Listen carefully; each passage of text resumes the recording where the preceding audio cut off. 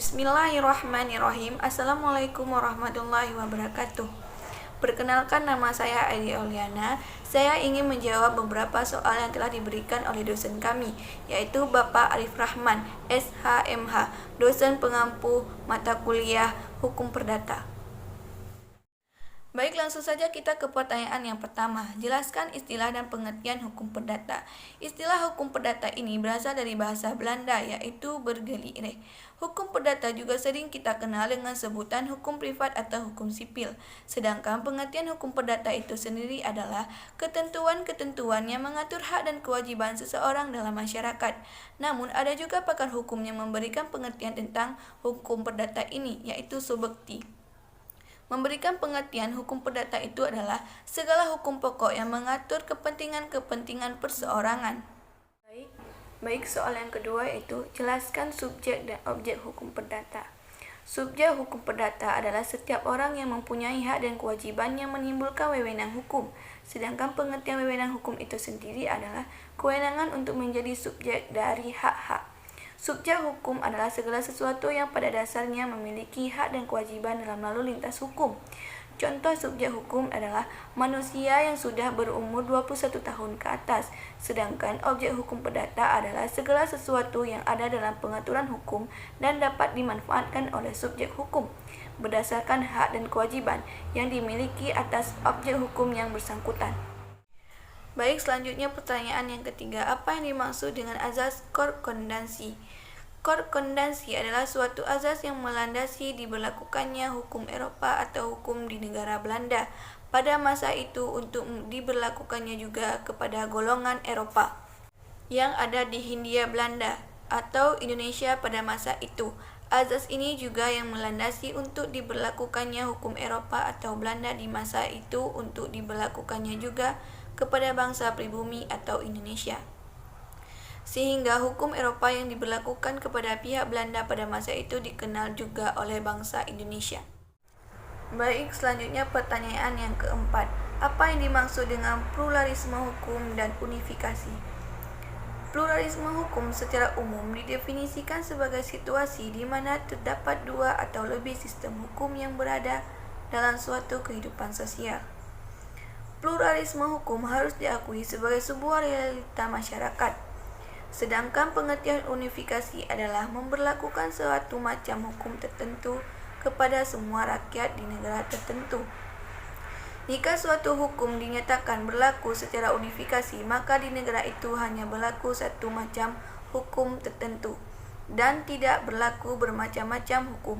Contoh dari unifikasi adalah dibentuknya UU Perkawinan sebagai penyatuan dan penyeragaman hukum untuk diberlakukannya di negara Indonesia sebagai hukum nasional yang mengatur tentang perkawinan. Selanjutnya pertanyaan yang kelima.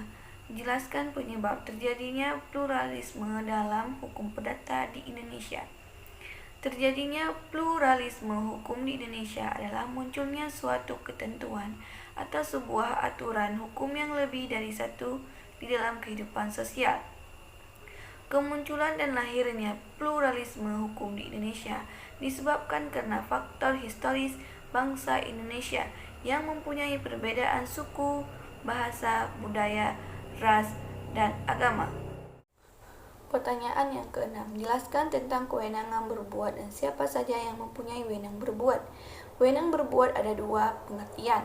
Yang pertama, cakap atau mampu berbuat karena memenuhi syarat hukum. Yang kedua, kausa atau berhak berbuat karena diakui oleh hukum walaupun tidak memenuhi syarat hukum. Pada dasarnya, setiap orang dewasa adalah cakap atau mampu melakukan perbuatan hukum karena memenuhi syarat umur menurut hukum. Akan tetapi, apabila orang dewasa itu dalam keadaan sakit ingatan atau gila, dia disamakan dengan orang belum dewasa dan oleh hukum dinyatakan tidak cakap atau tidak mampu melakukan perbuatan hukum. Pasal 330 KUHP Perdata. Sedangkan orang yang mempunyai wewenang berbuat hukum adalah seorang yang sudah dewasa berumur 21 tahun ke atas. Yang kedua, seorang yang sudah berusia di bawah 21 tahun tetapi pernah menikah. Dan yang ketiga, seorang yang sudah sedang tidak menjalani hukuman. Yang keempat, berjiwa sehat dan berakal sehat. Baik, selanjutnya soal nomor 7. Sebutkan dan jelaskan siapa saja yang tidak wenang berbuat. Yang tidak berwenang berbuat ada 3 golongan. Yang pertama, orang-orang yang belum dewasa, yaitu anak-anak yang belum mencapai umur 18 tahun atau yang belum pernah kawin. Yang kedua, orang-orang yang ditaruh di bawah pengampuan. Yang ketiga, orang-orang yang dilarang undang-undang untuk melakukan perbuatan hukum tertentu. Tidak setiap orang belum dewasa dinyatakan tidak wenang melakukan perbuatan hukum. Contoh, anak perempuan berumur 16 tahun dan laki-laki berumur 19 tahun dapat melakukan perkawinan. Selanjutnya, ada juga orang dewasa yang tidak berkepentingan, tidak berwenang melakukan perbuatan hukum. Contohnya, penyewa rumah tidak berwenang menjual rumah yang disewanya karena rumah itu bukan miliknya. Soal yang ke-8, jelaskan syarat-syarat sahnya perkawinan menurut KUHP Perdata.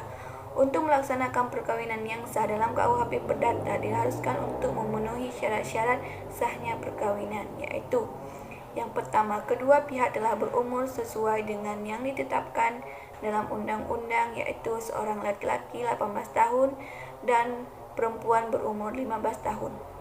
Yang kedua, harus adanya persetujuan dari kedua belah pihak untuk melaksanakan perkawinan.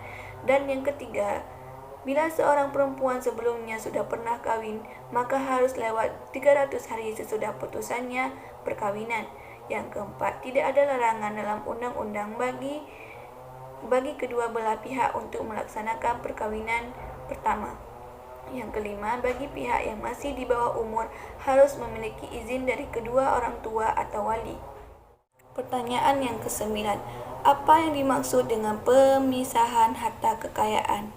Berdasarkan Kitab Undang-Undang Hukum Perdata maupun UU Perkawinan, perjanjian pisah harta merupakan suatu perjanjian mengenai harta benda suami istri selama perkawinan mereka. Berdasarkan ketentuan pasal 29 UU Perkawinan, perjanjian pisah harta hanya dapat dibuat sebelum dilangsungkannya perkawinan dan tujuan perjanjian perkawinan ini adalah untuk melindungi harta benda. Pertanyaan yang ke-10, jelaskan apa yang dimaksud dengan perwalian. Perwalian adalah pengawasan terhadap anak yang di bawah umur yang tidak berada di bawah kekuasaan orang tua, serta pengurus benda atau kekayaan anak tersebut sebagaimana diatur oleh undang-undang. Pertanyaan yang ke-11. Jelaskan apa yang disebut dengan kuratel dan siapa saja yang dapat ditempatkan di bawah kuratel tersebut. Pengampuan atau dikenal juga dengan kuratel adalah keadaan di mana seseorang karena sifat-sifat pribadinya dianggap tidak cakap atau tidak di dalam segala hal cakap untuk bertindak di dalam lalu lintas hukum. Pada dasarnya, seseorang bisa ditaruh di bawah pengampuan jika orang dewasa tersebut berada di dalam keadaan dungu, gila, atau mata gelap, walaupun terkadang orang tersebut cakap menggunakan pikirannya.